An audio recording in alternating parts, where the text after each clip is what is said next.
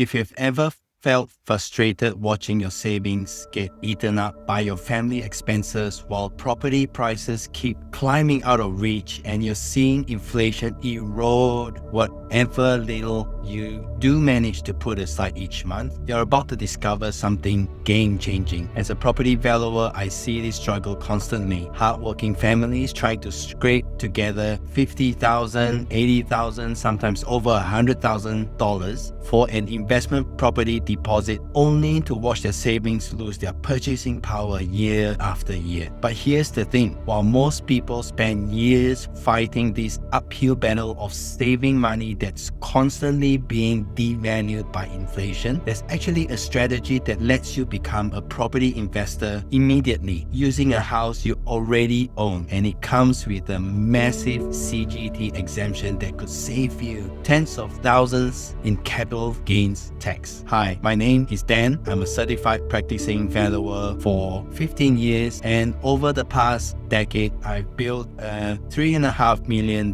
property portfolio, having inspected and valued thousands and thousands of properties across Melbourne's north and western regions. I've seen firsthand what strategies actually work in real markets with real numbers. And even then, I've made plenty of expensive mistakes along the way, and I'm here to share what I've learned so that you don't have to repeat them. My mission is simple. I help hardworking families like yours build real wealth through property so that you can have a financial freedom to make a greater impact in this world and be a blessing to people you care about the most. Now, while there is a place for traditional savings, that model is broken. Before I dive into this strategy, let me paint you a picture of what most families are going through right now. Just a couple of weeks ago, I'm driving between property inspections, just another weekday morning in my life as a property valuer. My phone rings. It's a close friend of mine, and I can tell from his voice that something's been weighing on his mind. And here's what he said. Hey Dan,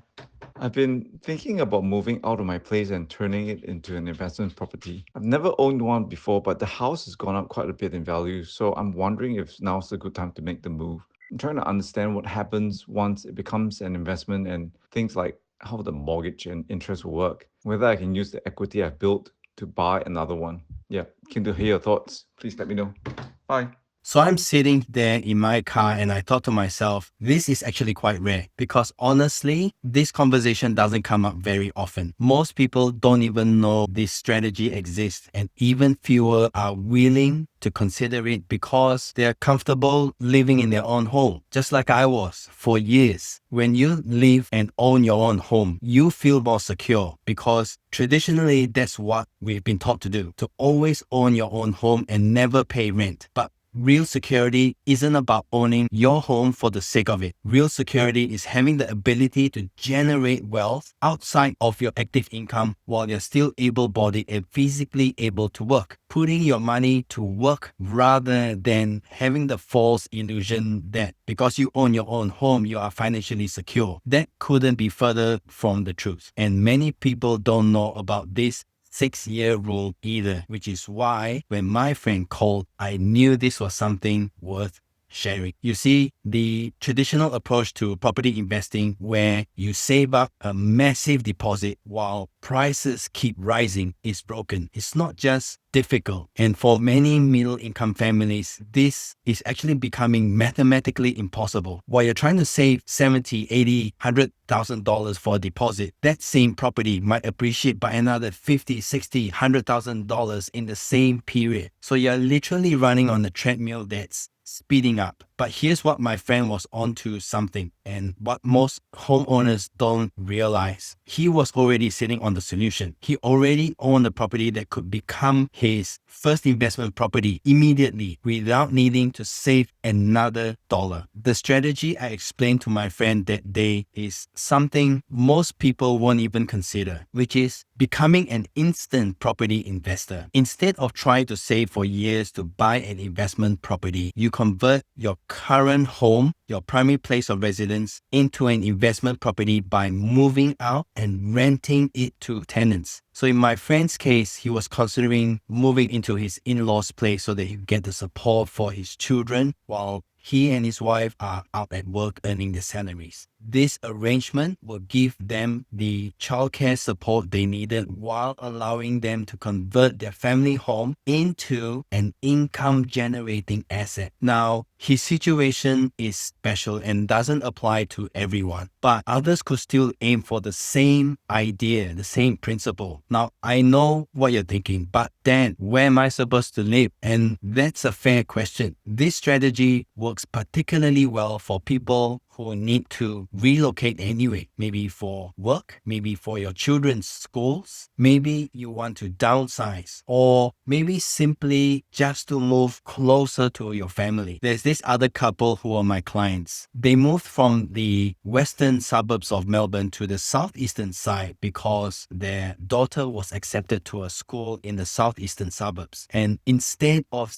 selling their original home, they converted their PPOR into an investment property, and then they moved into a rental property in the new area. Here's how the conversion process works. Once you move out and start renting the property to tenants, that's when it officially becomes an investment property for tax purposes. It is only when your property, your PPOR, starts generating income that any interest paid can be considered as a tax deduction. You cannot claim tax deductions on the interest paid if you just let your PPOR stay empty or simply because you moved out. Also, if you do move back into your PPOR, the interest paid on the mortgage repayments during the time when you're living in the property is not tax deductible, which means good record keeping is essential. But here's where this strategy gets really interesting and where most people miss a huge opportunity. There's a secret CGT loophole that could save you tens of thousands of dollars. When you convert your PPOR into an investment property, you don't immediately lose all the tax benefits of home ownership. There's something called the 6-year rule that can save you enormous amounts of capital gains tax. According to the ATO, the 6-year rule essentially means that if you move out of your PPOR and don't designate another place as your main residence, then for 6 years after moving out, the ATO will still treat your former home as your main residence for capital gains tax purposes. This means if you sell your property within 6 years of moving out, you could potentially pay zero capital gains tax on the entire gain, even on the appreciation that occurred while it was rented out as an investment property. So here's what you need to know about the 6-year rule. The clock starts ticking from the day you move out and the property is first available for rent. You have 6 years from that day where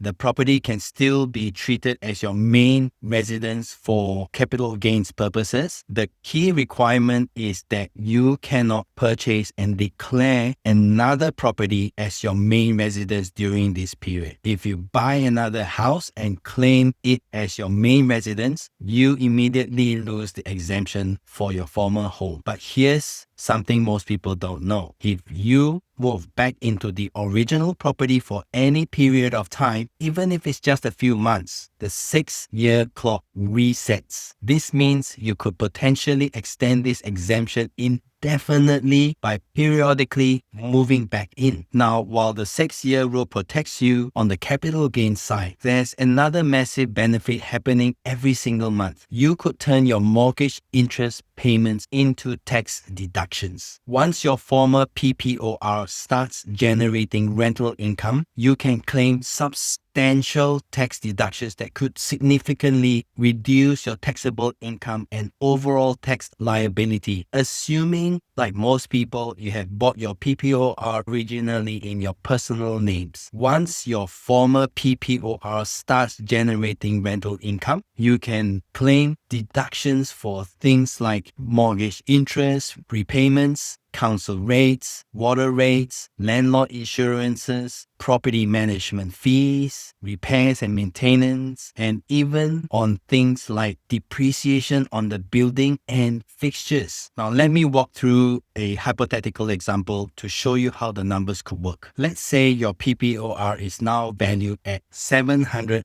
$250,000 and you have an outstanding debt of say $350,000. Let's say you pay a mortgage repayment of approximately say $2,500 per month, which equates to $30,000 per annum. Say for example, you can get a rent of $580 per week, and this equates about $30,160 per annum. Your property, you are effectively positively geared from day one, and all interest paid on that mortgage plus your council rates, your water rates, your insurances, and things like that are all now tax deductible as an expense against your income. When you implement this strategy, the crucial thing to understand is that these deductions only apply once the property is genuinely available for rent and generating income. You can't just move out and immediately start claiming deductions, as there needs to be a tenant in place or the property needs to be actively marketed for rent. Also, if you ever move back into the property, you need to stop claiming these deductions for the period you are living in there. Again, this is why record keeping is absolutely necessary. Now, before you get too excited about this strategy, you need to know when this strategy will work for you and when to consider alternatives. I need to be completely honest with you. I'm not a qualified accountant or a financial advisor or anything like that, and this is not tax, financial, or professional advice. So you will still need to verify and check this with your accountant on this 6-year rule and any other tax implications on your personal financial situation. But let's look at the upsides and the downsides of this strategy. The upsides, you get CGT exemptions if you sell the property within 6-year window. We set the 6-year rule if you move back into the property within that time frame, and for whatever reason you move out again, this 6-year rule still applies. And holding your former PPOR as an investment allows you to immediately own an asset that generates you income, and the liabilities or expenses incurred from that investment is now tax deductible, allowing you to start growing your wealth and potentially have more gains the longer you hold that property. So those are your upsides. And on the downsides, one, you will lose your full CGT exemption if you sell the property beyond the 6 years window, and any capital gains will be taxable. But it is only on the gains realized after the 6 years period that is taxable. Obviously, owning an investment property also means you will start incurring costs that you would otherwise not have. For example, costs like property management fees, landlord insurances, and potentially exposed to rental demand and vacancy periods, timely property maintenance, and other market risks. So before making this decision, you need to ask a few questions. 1, get a realistic rental appraisal for your property to have a good idea of what income is achievable for your property. Number 2, speak to a mortgage broker and calculate your ongoing costs and investment property interest rates. Number 3, consider the implications of potentially needing to sell after 6 years. Number 4, consider your other options like using equity in your home to purchase a separate investment property. And number 5, lastly, and perhaps most importantly, speak to your tax accountant for specific advice catered to your own personal financial situation. So let me bring this all together for you. If you are one of those families struggling to save for an investment property deposit while watching inflation erode your purchasing power, PPOR conversion could be your pathway into property investing. You get immediate access to an investment property using an asset you already own. You can claim substantial tax deduction on expenses you are already paying, and the 6-year rule could save you tens of thousands in capital gains tax. But here's something crucial I haven't told you yet, and this is where the strategy gets even more powerful. When you're converting your PPOR and moving into a rental property, you're essentially becoming what's called